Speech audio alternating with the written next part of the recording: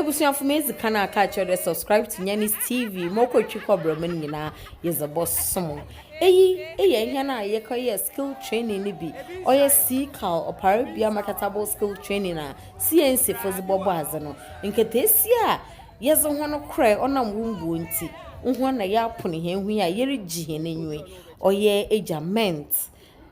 na pamfo hwan na wo hwe he na asan na doctor si ye wie izi ode yedidi yenrenam na yemfan gihe nenyo yemfan kai de edebi bai ma yekosua damazi na obi amfan to na adwende de ozebobo bra na ozenya ono no ho na ebusuafo won so wenyamfaso efi no ho won fan kire binom so nti no ye call Cape Coast Castle na ncha no wa ena yekodidi ya otide yenwo je papa wona wonyi ho nuanom bai wona wonyi ho maame wona chede na eho ayenyi je papa ye ji henwa menyi je hu da nyo ya jibi nti yen banku na tilapia henemu na akokọ ena yeze ekoho ma yekodidi merry making is on okodo pa yeze ji henenwa otide ni nyina anye de we are ready and poised for action obi bia wa Ghana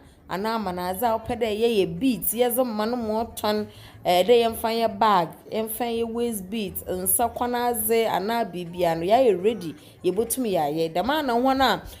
woye basic sewing no so wobotuma ye t-shirt was a design na aze na was agisika kakra egu won kotokum nti no ye ka che busuafo nyina anye de ya ye ready ama obi opede onye ye business wona woye wosua hairdresser wobotuma ye wigs ama hon ma watane wo Ghana e wa manazo nti no ya ye ready papa ye wie edwuma yeze party yeze shishado na yeze jienwa yeze kaya manfo dwuma yedi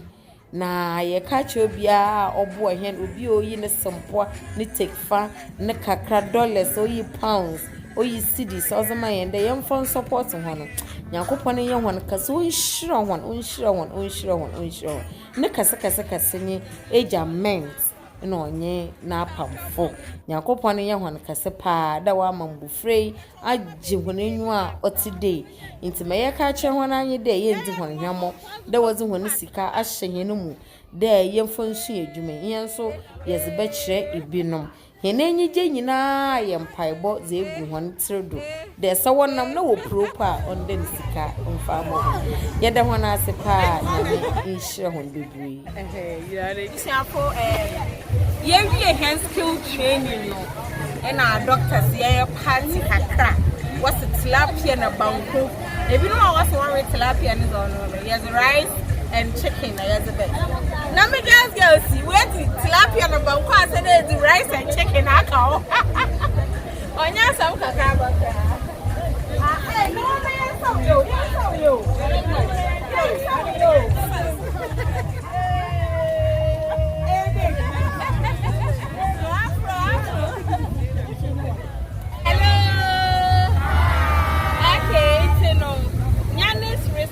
Foundation you may die equity was CNC they are my enemy and me binum kosua hairdressing crocheting beading makeups no nyi zoka kan yes I baby nti ya catch obia there wo keposa ha na wo contract bi e ma ho na we beater wo bia say e was saloon na pe ho na wo be hairdressers na etia hono ka obosuma wonyiwa say epe wona we crocheting wona we makeups is on ya presenter ana eriko ayefreko baby a efra no kofi a wonyiwa obia baba na wa baba ya mo nti wo me